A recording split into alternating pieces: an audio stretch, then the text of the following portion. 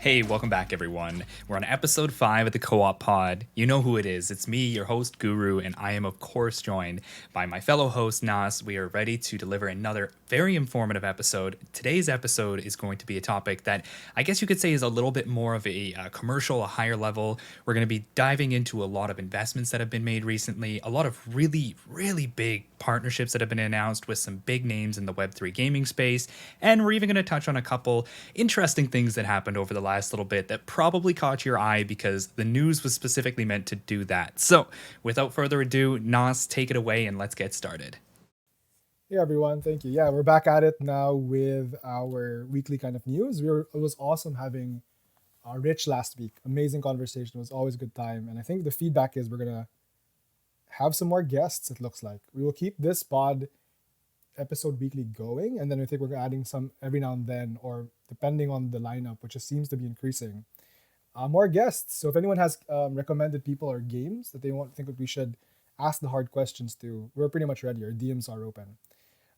Yeah, but for today, I think we'll start with this one. Very interesting. Valhalla, the project. I think their at Twitter is join Valhalla. Oh no, they got Valhalla just Yeah, at full Valhalla Valhalla. recently. Yep. Yeah. I think by Stacked Studios. I know that Max has a lot more intel on it, but from like a general following, I know that they're creating like a creator platform. And the big announcement is that they partnered with JD Gaming, which is a huge brand in Web2 esports, I think based in China. But this is right up your alley, right? I know that Yeah. obviously you're always at the forefront of the creator stuff in Web3, and now we also have something related to like the League of Legends world, right? So maybe you can break it down for us. I think we can do those two things.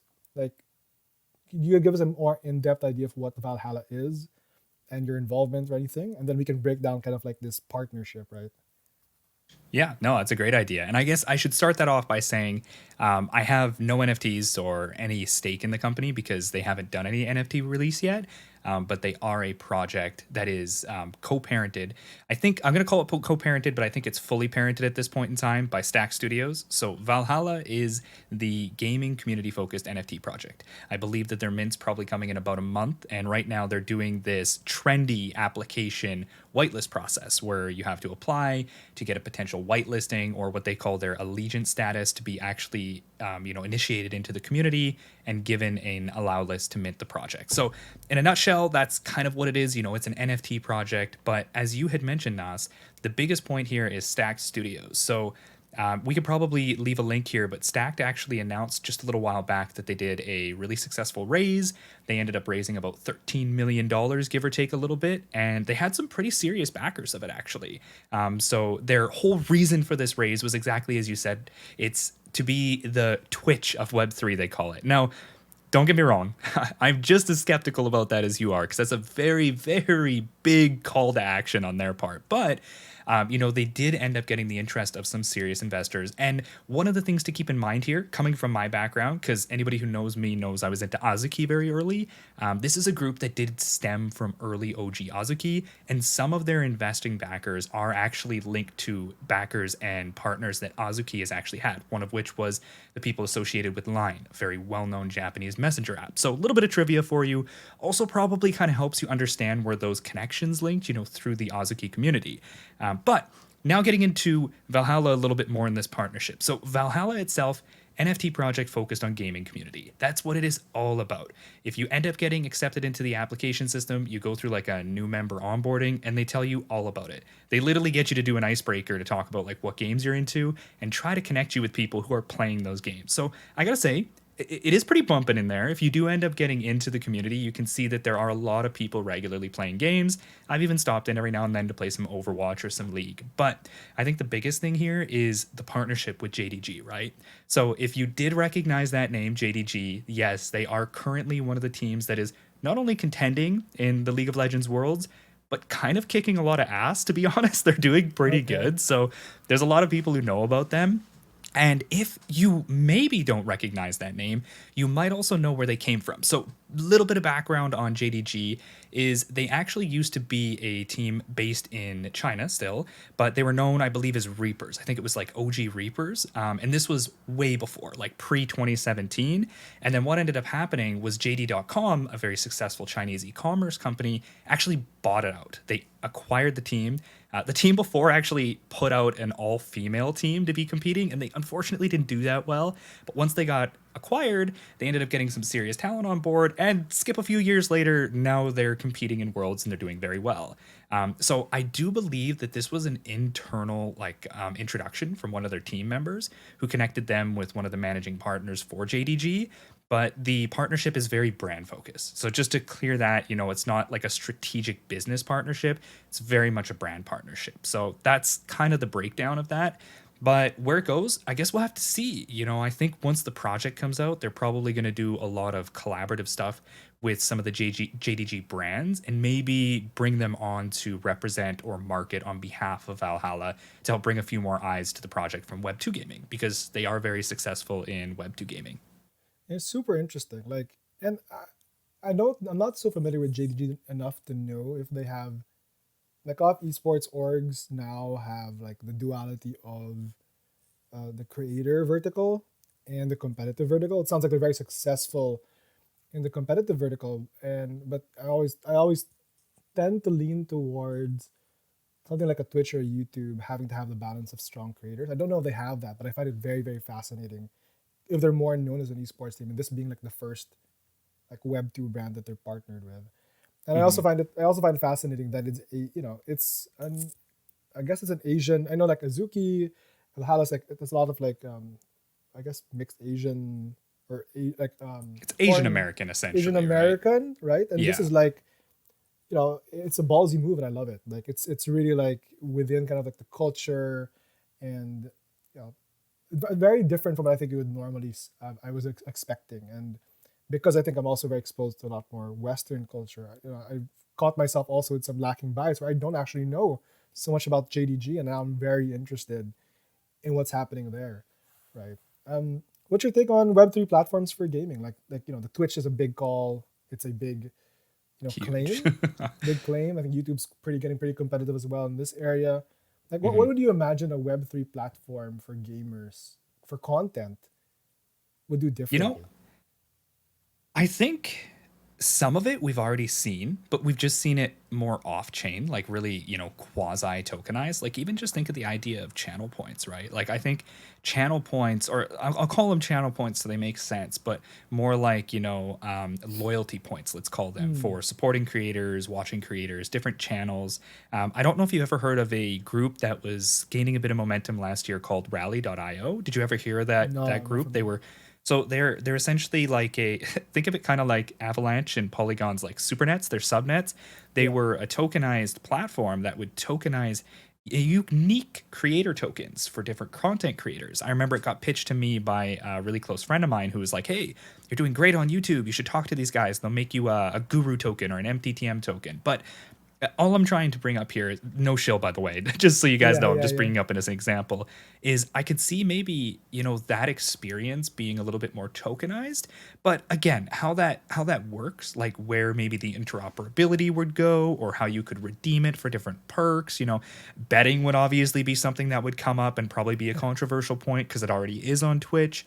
And I just see that would probably be one of the biggest foundational aspects of it. But beyond that, really I'm trying to think of ways for people to maybe not be the Twitch or the YouTube, but maybe be the aggregator of it. You know what I mean? Like, because here's the thing, Mm, trying to pull somebody away from a huge platform like Twitch or YouTube, where they maybe already have a following, YouTube has great discoverability if you know how to work with it, and saying, hey, we've got a new platform, brand new, potentially NFT gated, maybe token gated, and we're gonna make you successful on it. Like, in my mind, that just feels like maybe not as realistic as somebody coming together and saying, "Hey, we have a really exclusive platform that can help aggregate your content or your streams from different platforms onto this to be marketed in certain ways that align with your token position in our company or in our project." That's a possibility as well because I've always thought of it in regards to it's really hard to obtain that market share from such giants, but not impossible. So if they were to do it, I think they'd probably take that road of using what we currently have as like loyalty points, channel points, asset points, ownership, and just make it a little bit more Web3. Make it on chain, make it tokenized, and add some interoperability to it. What do you think, Joe? Well, I think it's good. Like, so if anyone doesn't know or knows, I think what Max is talking about specifically. So I think like the more known loyalty points, I think in Twitch they're called bits. Like you can give bits or you can buy bits to Oh yeah, bits count. tip. I'm not sure that's the same as loyalty points. I'm not No, they're a sure. little different. Channel They're a points are bit a bit different. different. You get them as you watch. Okay, okay. Well, maybe it's a good way to break it down. I might not be familiar with the exact difference. I know that there are bits on Twitch. On Facebook Gaming, I think it's called stars, but I think those are equivalent to like some money. Like they get, I think you can extract that as a payment channel for creators. So maybe loyalty is different. Yes. It sounds very different then. But I think those are all things that are, like you said, also with Rally, which I haven't heard of. Those are all kind of like token related. So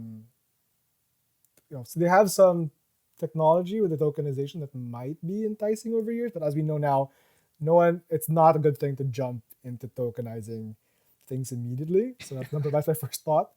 My second one was to think about the aggregator, right? I think the aggregator part is super interesting, mainly because YouTube I think is becoming a lot more friendly or very friendly for foremost related to like Web3 creators in general. I think Ryan or FWiz was one of the characters who used to be the head of YouTube, gaming for YouTube, is now Polygon. I felt that direction, even if he left, carried over, and so I got lots of gamers from YouTube. So my thing there is with an aggregator is always going to be, if it's Twitch and YouTube, as we're perceiving as like kind of these giants at the moment, we're probably still going to be subject to if they allow these aggregators to have them aggregated, right?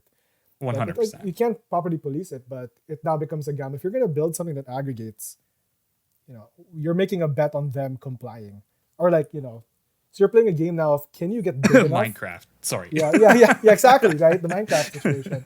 Can you get big enough, and is your business development good enough where one of them will partner or use you, or will they just, that's Amazon essentially and Google saying, "Oh, we'll just crush you," right? That's essentially the other version. The other one I was thinking about when I thought about this was I've talked to a few people that haven't released it, but they're trying to build now like Web3, the Web3 layer interaction on top of the platform. So think about it as instead of it aggregating across channels, the idea there is that it doesn't matter which you're streaming on or creating on. Your overlays or you can use the API to build on top of it, and that's where you can layer in the loyalty points. So imagine if you're interacting with the API overlay above your stream rather than the actual platform, which means that you can move to any streaming platform, but your audience can interact with the same. You control that layer on top. I think I have a couple I know who are launching hopefully soon, and we can talk about that. But that's for me. But again, same thing. What if those things get banned by the platform? At least maybe there they could possibly move between them. But yeah, those are my thoughts. I think it's a very interesting, like you said, I think building an actual platform to compete is a ballsy move. Oh yeah. You got to have and hopefully it becomes something good. I think you're already in it in Valhalla, and I'm excited. I don't know anyone else who's building something like that, like where creators would create, that is Web3 first. So yeah, very, very interesting. I think there's definitely more things to watch in this area, especially because gamers will be the first creators, if not, they always say that new things usually start with either the military or new technology start with military or porn, right? That's usually the first, and then the theory is gaming is third. So I don't know. We'll see. But that's an interesting one. But on the topic of new things, so next thing on the docket, there has been an insane amount of studios and games announcing raised capital just these past 2 weeks. So we skipped last week on the news end because we had Rich on a guest. We'll check that episode out, episode 4. But since that time, let me just read to you some of the names of studios and games that have raised money and the amounts. And I'll ask a couple of questions and we can go from there. But here we go. So Delysium, I don't know if I pronounced it, Delysium, $10 million. Revolving Games, $25 million for 2 games, Battlestar Galactica with Go Gala and NBC Universal, and then Skyborn, which is on Polygon. Battlestar Galactica, if anyone knows, is like a I guess a sci-fi, very famous sci-fi series way back with the Cylons. Lava Labs, $10 million multiplayer Web3 game. Vela Games, $3.1 million for Evercore Heroes. There's a former Riot and EA guys. I'm not sure if it's Web3, but it seems to be covered across both media on these ends. I think we're also doing some media work there. Shiro Games, 50 million. 50 million for two new undisclosed games. Okay, I haven't done any background research. I'm just reading everything out. Elisio, with a Z, 2 million pre-seed for a game called Warden's Will, a new Web3 game. Tribo Games, I think they're more famous for, I think they're known, if I'm not mistaken, mobile and mini games, I think, if I'm mistaken. 1.17 million for a new gaming studio. I think they also have some NFTs called Flamies coming up. A number of these also have launches or characters Mhm. or PFPs within them, and you kind of have like the usual round of. I think these multiple of these have big names like Animoca, Pantera. But yeah, thoughts on these? Any of them familiar to you? Most of these are. Some of them are launching NFTs, but you know, in this bear market, these are studios raising serious money for games, right? We're expecting quite a few games to come out over the next 6 months on their pre-alpha, but this is just non-stop. How do you feel about this? What is it? What comes out to you? It's just the last 2 weeks, like Yeah. insane. It is. It moves quick, and I've been actually seeing a lot of added just traction in general. People talking about it. I follow before when I was in my consulting firm. I did a little bit of work with like M&As and such. So like I've been interested in this field. I keep up on a lot of Crunchbase. I like to see some of these investments, and there has been a lot of talk about just people seeing this as a potential hotspot for getting very good valuations.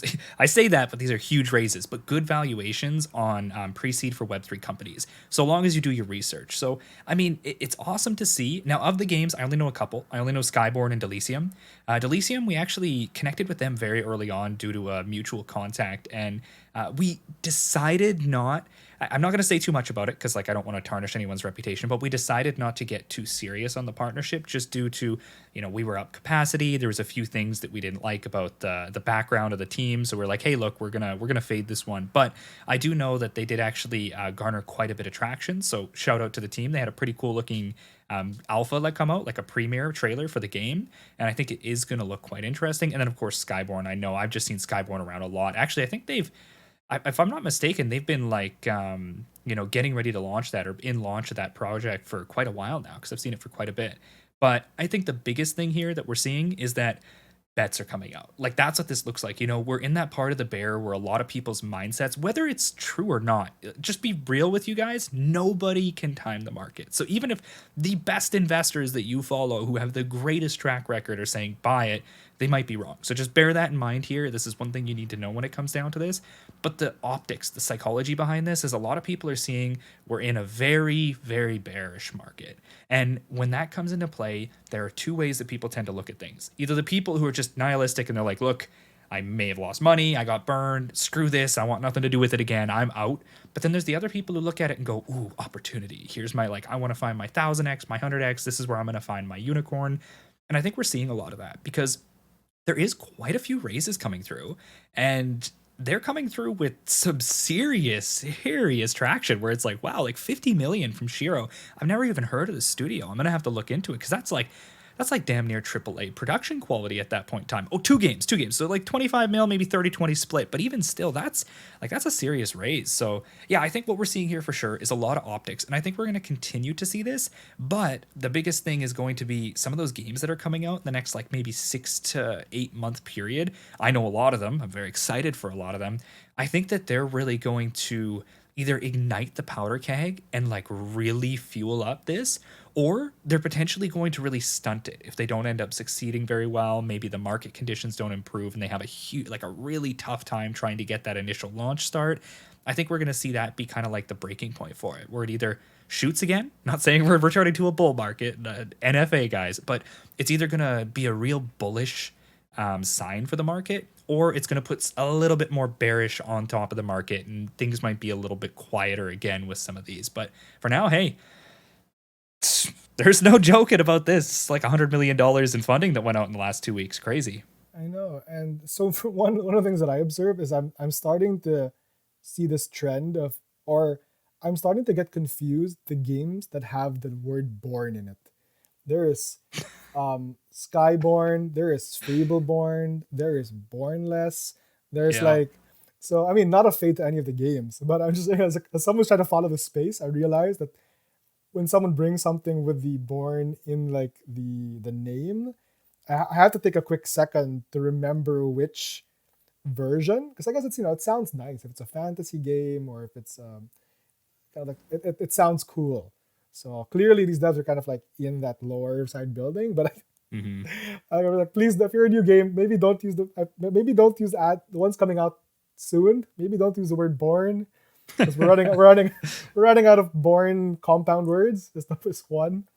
The other one is, I think that I don't know if anyone's doing this, but I would love to get an idea of the genres being built by these games. I don't know idea. Like now, what there was upwards of 4 billion in Web3 gaming funding raised the first half of this year. I think it's already the first half of this year beat last year. So I'm very curious to what is the uh, genre strategy for these people building games, especially what is getting investment. I've talked to a couple of investors who are asking us about the space and like, what do you think is a genre that's best for onboarding gamers? We talked about it, I think, a couple of episodes ago, but I'm very, very curious. I think it's a good sign, and but it's getting tough. Like it's getting tough to keep up. To be completely honest, right? And Hmm. the Shiro one is wild. I think they're valued to 150 million. That's what I'll double check, but I think that's what it ended up as. And I don't know. I think it makes us feel good about the space. There are a few things that I am wary of now, especially from the last cycle. At the moment, not these ones in particular. I know there's some that are starting to release their white papers that receive funding, and I swear, the moment they announce a token sale before anything, I start getting like, I don't want to even look at it. Like, if you're gonna Yeah. do like an ecosystem token without an ecosystem and there's no design, I get like really allergic to it. Like, how do you feel about these days? Like, some are doing NFT sales as like, you know, same like before any game, it's like a pre-sale to raise money. I think. I mean, how Hmm. do you take it these days? For me, for sure, that one NFTs. I'm a little bit more, I'll read into it. But the moment they say that there's no alpha gameplay and they have a token, it's like I'm not even gonna. I don't even take the time. How do you feel these days about this? Well, I mean, let me put it up with an example. I had a chat with a game studio just a little while ago. I'm not going to name them just for, privacy's sake, but they were telling me, especially when it comes to raises like this, it's a really big thing to keep in mind here. They were reaching out to me for a little bit of tokenomics advice. Not unusual. I get DM'd a lot for that. And I said, all right, break it down for me. Like, what are you guys sitting at right now? Do you have a token? Do you have an active token? They're like, yeah, we do. I'm like, oh, do you have a game? They're like, no, not yet. I'm like, oh, okay, what does it look like, right? Like, give me the dirty details here. And when I looked at even just the way that when games, especially last year, were doing raises like this, a lot of the value proposition that they were giving to people in these raises was token allocations, like really, really lucrative vesting periods. And that's just for anybody who doesn't know, vesting is like the period that the token is usually locked up for people who either private sale early or invest early and get like really good allocation of tokens for that investment. It locks it up so that they can't just sell the token when it launches to like ruin the market. So just a bit of clarity on there. But when I see this and then they go, oh yeah, we've got like, $3 million of investor funding, token allocations issued to them, linear vesting, maybe 12 months. I think 12 to 2 years, like 12 to 24 months is pretty common. And then it's just like, oh, are they stakeable? Yeah, they're stakeable. We got a staking protocol active. And I'm like, whoa, like, again, you don't even have an ecosystem and you are oversaturating everything to do with your gaming economy before the game is even out. And I do think, yeah, it's a huge red flag for me. On the NFT side, though, and this is one, maybe I can share a thread that I wrote a little while back. And again, disclaimer here, I'm very associated with this project, but I really like to look at NFT raises in the way that Cypher kind of gave value to their holders. So, as an example, I wrote a thread on this. I'll share it to you, Joe, so maybe we can put it in the show notes where I said, I've held Cypher since mint. This is the value I've gotten as an NFT holder of this pre-launch game, and it really appealed to me. They gave me token allocation, which obviously, if there was a token released, I would expect a little bit of that because I was an initial backer through the NFTs. There was issuance of like merchandising, which is pretty standard for any NFT project. But then they also gave me kind of what like Gabriel and the Daigaku team is doing, a bit of a like free to own airdrop system where they're like, hey, we're going to be introducing more assets to the ecosystem. Here is your perks, your airdrops, or your allocation based off of being a long time holder. And they would take snapshots and issue, there was the spaceship claiming that came. So I was able to claim spaceships for all the tokens I held, which are going to be a utility asset in the game later on. Isn't really a whole lot of price action on it right now, but it's something that I got for being a holder. It's a value proposition for me.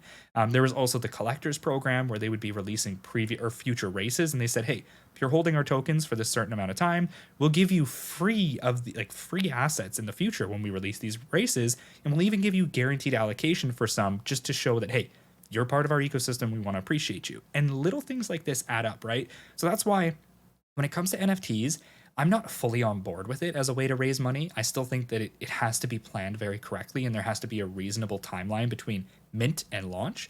But I still think that if you plan it correctly and you're giving value to people, whether it be promotional value, community value, token value, airdrop value, I think that you can justify it there. But the moment you get like $10 million in VC funding, there's token allocations to it, there's a staking protocol up, and there's like maybe a 1-year linear vesting period on it, I'm just like, okay, it's a DeFi Ponzi, like with a game on top of it, right? Like I'm sorry, I've been in DeFi summer, I know how this works. So yeah, that's my thoughts on it. I'm pretty bearish on that for the most part, but I think I'm also bearish because I haven't seen it work. There's a few games who are really committed to their system being right. One of which is Illuvium, and Kieran and his team. They had a token staking system. They had an early release token, and they're very bullish on the fact that everything they did is not going to negatively impact the ecosystem. So let's see. Maybe they are true. Like maybe what they're saying is right, and it doesn't negatively impact it. But we won't know until the game's up and active. And even then, I still think they're going to have some trouble dealing with it. That's true. Maybe I get a little fired up about it, not because of us, because we think we were able to navigate the space pretty safely. It's for the most part, but I guess like the token initially, like I get a little protective about the people I know who got sucked into that last year, especially my friends and family I know, who not going through us or people I know who just did their own research, but they thought that, oh, this is immediately tradable token for a future game world or something, and then it's just maybe what I mean to say is that it's not that I'm allergic to it now, but I'm not allergic, like you said, maybe more in your boat where I'm more allergic to it until someone makes a healthier playbook. Yeah, right. 100%. Like if someone makes a healthier playbook that I think transitions into a consumer or mass gamer friendly version, then freaking great. I'm happy to I don't know if my risk tolerance personally for those is a little less, unless again, it's someone extremely credible who is going to, who's trying to give a different playbook, then I'll, whatever I'm willing to lose. But most of the time it seems, I've seen a lot of these white papers and stuff, and it's copy pasted kind of like tokenomics charts, pretty much the same dang thing everywhere. That's number one. Yeah. 100%. Right? Like, I mean, you've seen them. You've seen probably the dozens and dozens that I have as well, and it's a mess, right? But yeah, I think that is I think the NFT side, I start to like these days. I try to think about it more as almost like how I would pay for Kickstarter games before, right? 100%. Yep. I think a lot more studios are starting to be honest that I think last year they would say NFT projects or PFP projects for the game, and not it. I think right now we're seeing a healthier side where they're saying that this is technically a raise. Like we're using this to raise money, which I think a lot of people didn't understand before. It was like, oh, it's a ticket to the system. No, it's really a raise, right?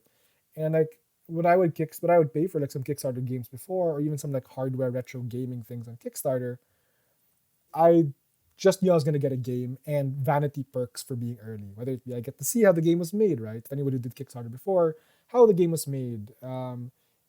Some even had like these pseudo governance things before where you could vote on certain characteristics that of the designers of the actual games before. So that's kind of like how I see it now. And I think I will go through that thread. I remember seeing it before.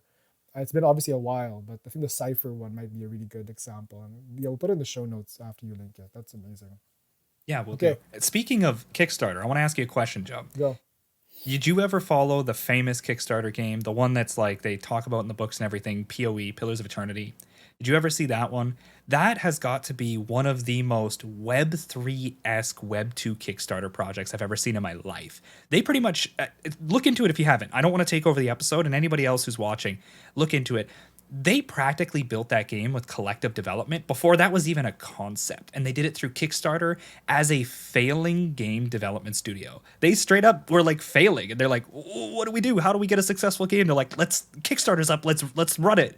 And boom, Pillars of Eternity became like a community developed super success Kickstarter game that I highly recommend you looking into because it's going to give you crazy Web3 vibes. So sorry, I just wanted to jump in there and throw that up there, but that's what the look show is into about, it. man.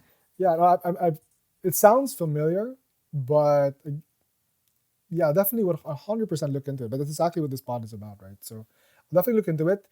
If you'll know me. If I will DM you if I've gone down the rabbit hole of the history of this thing, and I was like, okay, can we have an episode about this? Can we break it down and then nerd out about it? But if, I fully believe now, understanding a lot more about how these NFT launches have gone, that it's fully makes sense to you that Kickstarter is kind of like what that is, right? The people who are player investors are that subset right now of the people who are buying into Kickstarter games to support, and that might be the healthier profile and not the mass consumer gamers, like what we're trying to onboard over the next few years. Okay. All right, next one. So yes, I will look into that. Juicy one, the DigiDaigaku Super Bowl ad. So quick breakdown. I mean, if you're on Web3 gaming at all, it's impossible you have not heard of Gabe Layden, the free-to-own movement, and DigiDaigaku as like the pillar NFT project that they have with Heroes now as well released. And they just purchased, I think they announced it last week, a Super Bowl ad for next year. If you're a total gamer and you don't cross over in traditional sports, so the Super Bowl is the once a year, basically finals of American football, and it is one of the most coveted and high valued and expensive, if not the most expensive, arguably, for one kind of like one of them, yeah. like that event for an ad spot, right? And so this is a major move. Obviously, it went pretty viral. And what's most interesting is that I obviously observe is literally the buzz it created because of the two polar opposite sides of people taking it. One is, wow, this is an amazing, brilliant move. And explaining why it makes so much sense, whether it be because of the vision or because of just the controversy being built. The other one is the other side, which is completely like, they accept the controversy being built, but it's also like, you don't have a game, right? And there's a lot of hate related to, we know that Gabe and team have the history of doing this really well in Web 2. They're pioneering this, but how can you do something like this without even having any idea of what the game is released for the public? So obviously internally they do, but publicly what they do. So many things to think about here. Any initial thoughts? I mean, a lot of it's already on Twitter, but I want to see if you had to pick apart one part of it or initial thoughts, Max, how would you take this news? I think it's funny that when you sent me the thread, because I'd seen it before, but when you sent me the thread and I decided to go through it just to freshen up, I'm connected with a lot of really characteristic personalities on Twitter, and it shows you all your connections first. And I just saw a couple of my connections. I saw Palace in there. He's a very outspoken, bullish gaming BAYC guy, and his response was, not gonna lie, pretty Chad move. And then the response right below it was Loopify, for those who don't know, founder of Treeverse, being like critical. He's like, what are you doing this for, right? And I think that just like perfectly summarizes what that whole response was. But yeah, I think there's a few things that come here from my point of view. First off, being, Western, Super Bowl ads have always been one of those things. You explained it very well. It's like almost like a rite of passage for a very successful brand to be able to get their stamp of approval by being on the Super Bowl commercials, right? And I think, to be honest with you, I think the only thing that might be more expensive is maybe getting like a super front row like sponsorship promotion for like Monaco F1. But yeah, it's pretty much the top when it comes to marketing spend. But I think a few things here. First off, the Super Bowl is not even going to happen until like next year. So I do believe there's a chance they could have a game out. So I think the game side of it, they will have it out. But yes, they don't know what the game's going to be. I think another thing is just the consideration of such a huge marketing spend before any real game traction has been built. Like, not even the project traction, let's be real. It's a low cap NFT project for the most part that did this airdrop system. it's pretty easy to manipulate that with a few people who are on board. Like we've seen what's happened with a lot of things, right? So like price wise, if you look at such a small cap project and you see that it's done successful, that's only a drop in the ocean, right? When it comes to the game, that's a whole nother it's just a whole nother story. It's a whole nother challenge. So I do think that from a business point of view, myself included, I do get a little apprehensive about that kind of marketing allocation before you have any idea of what your momentum looks like going into that phase. But on the flip side of it, you got to look at the way that Gabriel's background in game marketing has come. He Mobile game marketing is no joke. Like if he was talking about it himself publicly, they will literally dump hundreds of millions of dollars into quarterly spend because the ROI is there because it's trackable. It's direct ROI through mobile gaming marketing. But now you think about it in Web3 and you're like, okay, I understand he's making a statement.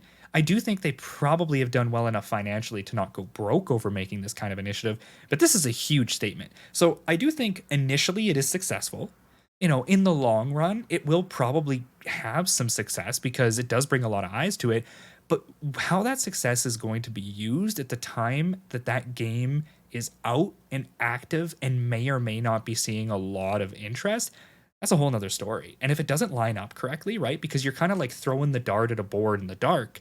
If it hits correctly, it could be a bullseye. If the game is in a really good place, it's like maybe a little bit up on the hype cycle, or like it's experienced one hype cycle, a little bit of a drop, and it's going into like, a gradual success line, you could see huge success coming out of that initiative. But then on the flip side, let's say it just hit a hype cycle and it's like 2 months into the bear and that ad goes live and now everybody sees that this token's like 75% down from ATH and it's just like, dude, you poor soul, man. Like you literally just put rocket fuel on the fire, right? So that's kind of my thoughts on it. I think it can go either way, but I'm excited to see how it goes because I think so far, Gabe has shown that his viral marketing tactics have worked. Him, Daigaku, they've grown considerably over the last, I think it's 2 months he's been in the space, 2-3 months, because of those initiatives. So like, hats off to him. It is working.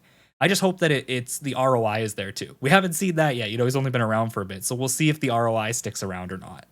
Agree. Yeah, absolutely. I think the like the hype cycle. So this is my initial thoughts on building up on what you said.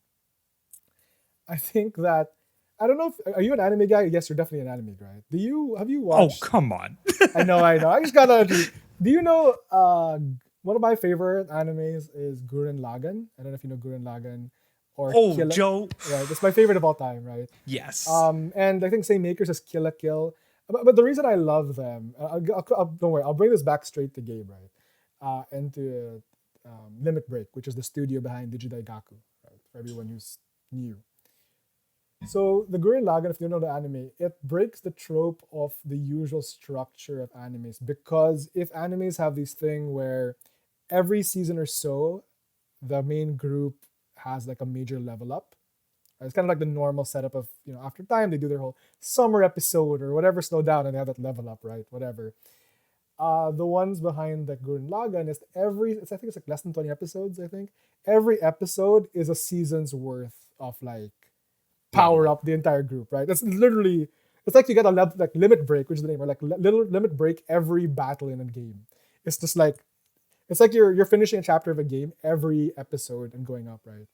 And it sounds crazy, but what I feel that they're doing is literally like they're doing like a Gurren Lagann Kill la Kill play where it sounds like they've mapped out every month to just be stupid amounts of momentum, right? Like it's just optimal momentum every episode. And again, like you said, I don't imagine them having a down cycle the way they're going. It's probably because of wild external factors, but it sounds like the play they're making is a Gurren Lagann episode, break a new atmospheric level every time. And it's exciting. Like I don't have any digis. It mooned past my what I was willing to spend at a certain point. But like I am enjoying it and I am on for this ride, right? And what I think is super fascinating, right? They raised I think 200 mil. So this does not include any royalties made from the ridiculous trading volume and price of the Gakus, the heroes and the spirits. But so much of it is literally just Gabe tweeting. Which Yep. is so it means like they didn't even spend it unless there's some amazing ghostwriter with the meme profile picture he's using doing this. which based on him on Twitter Spaces does not sound at all. It sounds like he's tweeting the way that he actually speaks, right? So if there's ghostwriting, amazing with ghostwriting. If not, which I think is more likely, this is just not even touching the 200 million spend outside of whatever he's paying himself to spend time on Twitter, right? Which, as you think about it, is absolutely ridiculous. Like in terms of like marketing spend use and effectivity in this space. So you know it's hard to top, like you said, announcing a Super Bowl ad. But I don't know. Again, I remains to be seen. But I'm happily on the audience ride for what seems to me going to be like months of this Gurren Lagann episode super play, right? And I think it's kind of a unique. I always I always want to be judicial in this space, but something about it feels like they're on that episode ride, that multi-level up ride, and I'm here for it, right? I'm rooting for them just because I feel like um you know me, I'm very particular about people doing a decided and intentional playbook. Right? A Hmm. lot of very DeFi and kind of over like very Web3 native, crypto people are very like go with the flow, and this looks like calculated excellence, right? And if we could get, I think gamers deserve calculated excellence when it comes to getting games that they will pay for. Hmm. So I think that's like sets a different extreme example, and I'm here for it. And I'm hoping again it also has that for the early investors the thing ROI, and for the gamers just an awesomely sound, fun game that will last in a new Web3 model. Yeah, That's that's what my I thoughts. want.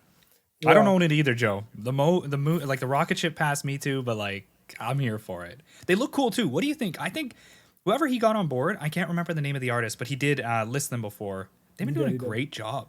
Yeah, like I really enjoy the art actually. Like it hits a quality level for me. It stands out to me. Yeah, I'm one of those people who like I'm not like I know you're into you have the waifu projects. You're very smart with those. I've always one of those guys in anime. Yeah, exactly. Like in the anime stuff, I always like Avatar because as a gamer, like I'm not the ones who plays a female character. I always like something I feel like I can somewhat identify with. So it's always usually male. Me too. And so I think as an appreciator, the Daigaku's spirits, the spirits are beautiful in my opinion. The Mhm. main ones were just not my cup of tea. But when the heroes came out, I was like, oh crap, these guys look freaking awesome. Like these dudes look freaking awesome. So I might scrape in some ETH around just to kind of shop for it. But it is so the art for me is cool. Like I think it is a uniquely identifiable enough amongst all the anime artwork that it has its own. And I think some of the items and traits are really really unique or cool. Agreed. You're very particular. I know you collect art as well. I Mhm. think Abu as well. I've talked a little bit about him about those. So how do you feel about the art? I think so. For me, it stood out. I was always on other platforms like Foundation, Super Rare. I'm one of those collectors. I do like to collect. I've spent dumb money on that stuff. Like, not financial advice, guys. Telling you, I'd stay away from it. But on the flip side, it has connected me with a lot of really awesome people. Though a lot of those people being really talented artists, and I think yeah, it does stand out, right? When I first saw it, even just the original collection, I thought, this looks like something I could see maybe on Foundation, right? As a collection coming from an artist like Zeronis or somebody. It looked very up his alley. And then, yeah, I saw that it was being part of a bigger project that was going to be, I first referred to it this way. You might like this one, Joe. I said, this is a condensed BAYC value prop hype cycle for the holders, where it's like BAYC took like, I think what, almost a year, 9 months to get all their airdrops out to their holders, and Gabe's like week after week, here's another one, here's another one, and another one, and I'm like, all right, cool, like do it while it's hot, right? But anyway, I thought it was really nice, and then yeah, I'm the same way as you when I play games. Like I appreciate I always have. I'm into anime. I appreciate the kind of design versatility that comes with designing female characters. I think female characters, whether it be like the petiteness of them, the variety of them, there tends to be a lot of really awesome design language and a lot of design versatility that comes with them. Whereas male characters can be a little bit more one dimensional when it comes to designing them at times. Not that they can't get explorative, but they tend to be. So I do like to choose characters I identify with. I played Elden Ring literally is the base samurai class from start to finish. So, I mean, that should just go to show anything. But when it comes to this, I can appreciate it, right? And I do think that there's good art, but it also makes me think, what the hell is this game gonna look like, right? Like that's really what it comes down to. True, Is I'm like, what's it true. gonna look like? Yeah, is it like like what are good like top of mind? What are good like anime art games? Eternal Genshin, Genshin Impact, yeah, Tower Fantasy, the new competitor, yeah, Eternal Return. I don't know if you know Eternal Return. hmm Yeah, actually, so I'm very curious as well. Like I feel like you also when you do East Asian or like Japanese art, you also have a on some level you're right. You have to be committed to that genre of world, right? In 100%, some yeah. level. So I'm very curious like how that translates into the game. But hmm okay, lots to break down there. Maybe we should even what do you call it? What it made me think about was it seems like it's also very.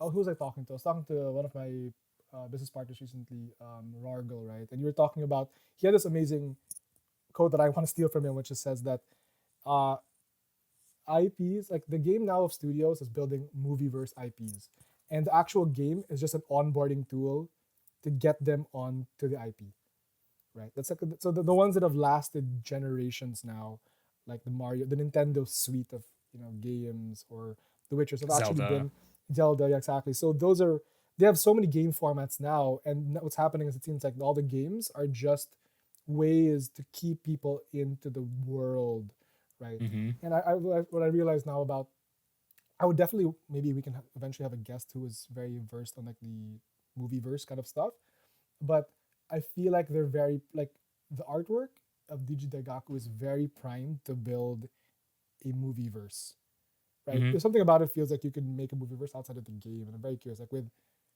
we can talk about it next week, but I don't know if you've seen the Cyberpunk Edge Runners. We could 100%. do Yes. yeah So good, by the way. yeah we should do that plus like how Arcane opened the floodgates. Anyway, but I think that DigiDaigaku, I guess to wrap up the topic, is calling it now. In the next 6 months, if they just say that they're funding an anime, I'm gonna say like Max, we talked about this from the art point. Called it. We called this, yeah. All Yeah. right, so yeah, we can definitely bring it down. And if anybody wants to come on to us on an episode as a guest for this movie verse, absolutely would be a fun time. Yeah. Reach out to Um, us. yeah, last one on the docket is perfect. Somewhere we also pretty much started. Axie Raylight, which is the mini game for the land gameplay of Axie released last week. I think it's by a Swedish studio. I know that there Yep. was a demo that I think was an AxieCon. I have not had time to play it, to be completely frank, but I've seen all the content, talked to a lot of people around. It's been around a week and a half or 2 weeks. hmm Have you been able to try it? And just any thoughts about it, if playing or not? I know that people around at BTM and the group have all been playing it. Like, how do you feel about what is arguably the first kind of like land gameplay from the OG projects who released land, right? I mean, technically Sandbox was playable Decentra, but this is like within a game verse, right? All the hot lands of way back with the thesis of Metaverse Land. How are you feeling? Any initial thoughts? Lots, actually. So, first things first, I think even when it got released, a lot of people didn't fully understand what Raylights was. I have a brochure from AxieCon, and you see here it says Project K down on the bottom. This is the official Axie Land brochure. This was the land demo that was being played at AxieCon. Raylights is different. So, that is an important thing to mention right away because I'm a landholder, and if Raylights was what I considered as the land gameplay demo, I would be disappointed because I'll be honest with you, it's pretty dry from my cup of tea. I'm not a big fan of these farming simulator games. I like a little bit more depth to it, maybe some auto battler, a little bit more like, real time strategy elements to it. That's what appeals to me. And like Raylights just isn't that. So for me personally, I didn't enjoy the gaming experience. But again, I understand it's not really targeted at me. And it's also a statement that goes beyond land. So Raylights is the first official third party produced Axie IP video game. And that is important because yes, the Swedish company that developed it is not a Sky Mavis, entity. Studio. It is Yeah. not a studio. Yeah, they are their own separate studio who got the rights to develop it and are now, releasing the game with affiliation with Sky Mavis, of course, but with the Axie IP. So that's what really made Raylight a statement, right? Is that it was the first game to officially come out and be launched by a third party company with Axie IP. And for that, I mean, I'm bullish. I think that's awesome. I think, it goes to show a statement, especially, being around land and giving landowners just anything, right? Like, give landowners a bone. They've been through the ringer. They really have. I think it's great. But what I do think about Raylight specifically and, how it appealed to landowners, it was actually received relatively well, especially by casual holders. Like, I haven't really gotten a really deep response from people like, Cloud White or like Coco or any of the people who are like huge land barons, right? But for the most part, the people, especially like single landowners, like a single Savannah plot owner, a single forest holder, a really committed Axie community member, they loved it. And they felt like, hey, look, this is another statement, another milestone that I actually hit that made me feel like the game is coming to fruition. So for that, I do actually think that the general sentiment was quite positive. A lot of people in MTTM had pretty positive outlook on it. Once we got past is this a land demo? I'm like, no, guys, it isn't. But once we got past that, people enjoyed it. So I do think it's great. It's not for me. So I'm a little hit and miss on that. But I do think this one might not be for me, but maybe the next one will. Like, I'm super bullish on maybe seeing like an Axie Infinity Mario Kart game coming out. I'd be like, oh, I'd be playing that all day, let me tell you. Or like an Axie Infinity Omega Strikers game, or even Axie Doll, Defenders of Lunatia. Like, I enjoy that game. I enjoy that style of game. So those appeal to me, and I think that Raylights was a nice official statement, and the production quality was good. Like the game itself, the UI, the gameplay is smooth. Like it's a good game. It's just, yeah, I'm looking forward to a game that genre-wise, thematically fits me a little bit better, and then I think I'll have like a full tangent to give you once one of those comes out. I think similar. Like I actually don't even know, like, is it available on mobile? Like for me, farming simulators. So I have some. I'm personally not into them, but I 100% remember the Farmville era, right? I Me too. remember the Farmville Wild, and my own mother bought like expensive laptops because of playing Farmville. And the casual game market is no joke. But obviously, I think we now know that it's kind of transferred to a mobile first area, right? And so I'm very curious to see what it will look like on a because I think personally, I think that uh, despite my own grievances that we've talked about the lack of capitalizing on lore of Axis like Hmm. Kotaro and stuff and Puff, I think that they're still, another day, they're freaking cute, right? Like, they're fun. Like, I would do a Tamagotchi, whatever, thing of Axie. I still obviously own a bunch, right? But I think that the Ray Lights, like you said, so reminder distinction, I'm sorry, that's on me. Like, I understand the clear distinction. I knew it was a separate game, but Hmm. I thought it was Project K. And the actual land game would be different. No, it's Ray Lights is different. Project K is still in deep development Yeah. early. But I think it's Ray Lights. Like, if I could play it on my phone, I would probably do it, like waiting in line, hanging around with my wife in the mall or whatever. Like on the weekends when I'm talking with family and we're just hanging out, I would, like plan some stuff. And I would, if there was a way to do it properly, lending, I would let my mom play and she would farm the crap out of this game and she would love it, And so I think that there's some, these are things I think that this simulator or maybe even Axidol are really interesting ways or statements to really adding what I think is a different market for loving your pets, which are the Yeah. Axies, right? Like I think these are the things like you get you actually I think for me compared to the Origins or V2, I can imagine my mom getting attached to a specific Axie that she's been farming with over time and having that Tamagotchi kind of like, oh, like what we maybe you and I maybe or our generation might care about in terms of our Pikachu's or whoever you really care about in 151. I can imagine people casually getting actually attached to a specific NFT Axie because of something like this more than the card game. So that's what I'm most like interested about it. I feel like as a where I what I started to see or a feeling I'm seeing about this about Raylights, where I think it's cool, right? And people are revealing their first, types of plants. So, I mean, that's it. But I agree fully. I think my ending point is I am excited for what Project K will be, and definitely need a lot more time. And I would want it to be on mobile to feel like I can really try it. Like I can really feel what some attachment to it. Yeah. Any final thoughts on that? Like that's I think the last thing on the docket. But any other thoughts on LAN gameplay or Axie Raylight? Yeah, well, I think you've brought up a really important point, and I felt it this last weekend. So this last weekend I went to go see a not local rock group. Actually, there was a concert happening in Vancouver, and it's a Japanese group that I never thought I'd ever see playing live here. But the line for it was obnoxious. And you had to get there early or you weren't going to get a good spot. So I was standing in line for maybe about 2 hours and I had my phone on me. Thankfully, being an Axie creator, I was able to play Axie on my iPhone. But I'm in Dragon 2. I'm like almost challenger. I'm in like the top 4,000 players in the world.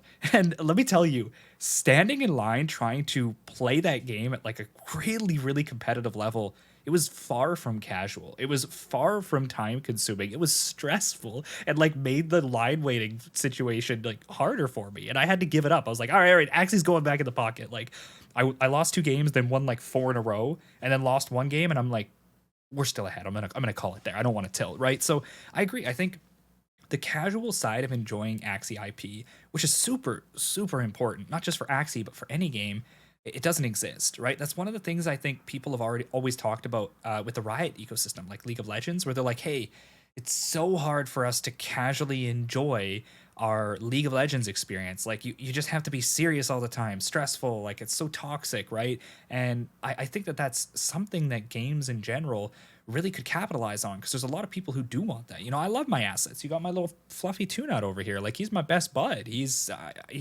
like my mascot, right? I'll never get rid of him.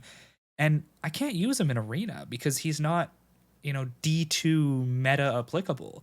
So I don't get a chance to really use my Pikachu in my Axie experience. And I think that that is something that I want, whether it be Raylights, I thought it was great seeing Tunut on the field in Raylights, to be honest, but it could be other games too. I really want to be able to go and experience that, go have fun with that, and go farm with that, go feel attached to those assets. Because yeah, you bring up a really important point. Like even my mom, I remember I bought my mom an Axie like way back in the day because my mom had a super cool reaction to what I was doing when she asked, "Hey, what are you doing?" I was like, "Well, this is what I'm doing." And her response was, "Oh, can I do it?" I was like, "Mom, maybe we'll like get you to learn computer stuff before you get into blockchain." But anyway, I got her an Axie and she just loved it. She just has it. She doesn't even play with it. She just has it. And she's like, "Yeah, this is my little Axie." Super cute plant Axie, by the way. And I think ultimately what I'm getting at here is you do need to flesh out that ecosystem, right? You need to flesh out the experience of a game that has an IP that thematically does target a certain demographic. Like you can't deny that Axie IP being cute and really like soft and almost like childlike to a certain degree, it targets a demographic that's a little bit more casual. It doesn't target your super serious, like badass League of Legends competitor. It just doesn't. So I do think that, yeah, leaning into that's important. And Project K, I played the demo. It's not fully fleshed out, but even what I played was really fun. And I felt like, just again, disclaimer, because it all could change, but I felt when I was playing that there was so much for me to do that the like 10-15 minutes I spent just interacting with the demo that I had there, I'm like, I've barely scratched the surface on like the progressional limit, the progressional journey that exists within this game. And I'm excited for that because again, feeling like there's always something you can do, like daily, tuning in to tend your farms, clock your dailies in. It's good, but it has to feel substantial. You have to have those long-term goals. In the arena right now, my long-term goal is get to top 100. Once I'm there, what, right? What then? So yeah, I that's my final thoughts. I think it's going in the right direction. And I do think it'll also be an example because Axie has been a gold standard. Like, it's been a case study for every Web3 game almost that's come after. I think it'll help to really perpetuate that as an example for successful Web3 gaming IPs to continue building in that way. I'm an advisor for Cypher, and I've been so heavy on them, like not stopping at just the game experience, just the action experience. I'm like, yeah, you're a looter shooter, you want to be a dungeon crawler, roguelike, but like, don't underestimate having a city system, having a casual system, having a moon base for people to go and hang out with their friends, or a node that they can go and like, personalize to their own and bring people in. And because that is something that I think helps bring a game together and give it this feeling of true metaverse, right? So yeah, that's my thoughts on it. I digress. I think I'm bullish on it. I'm really excited, but I'm also a little antsy because we're early, and I do have to be patient while I allow it to be developed. Yeah. Appreciate it. No, but I think that you might have been, I think the end I think I mentioned it, but you probably you extracted the spirit of it better, which is the casual side. We don't think about it as much, but the casual side actually I think might even do more for IPs right now than we are giving it credit, right? Mhm. But yeah, we're definitely closing in on the hour. A lot of new, Yeah. like I just even from this conversation, I took a note of a few things like, oh wow, I don't know why I thought this would be a chill one. There's so much more things to talk about. But yeah, I'll let you close it out. And the only thing I would say is like we made it to episode 5. We're still alive. I'm happy and I'm excited for the people who are kind of interested. The studios and some games have reached out and are excited to be guests on what we're doing. So yeah, I'll let you close it out. But I'm excited. I'm excited to keep going, and there's so much to talk about. So thanks everyone for being here. All right, so let me bring it in. For everybody who's still watching, thank you all. I hope you enjoyed the episode. Me and Joe honestly got into this thinking it was going to be an easy one, and of course it wasn't. But I hope that at our cost, you guys got more information, more value out of it. And if that's the case, then let us know down in the comments and do us a favor. Click that like button. It does us a load of help.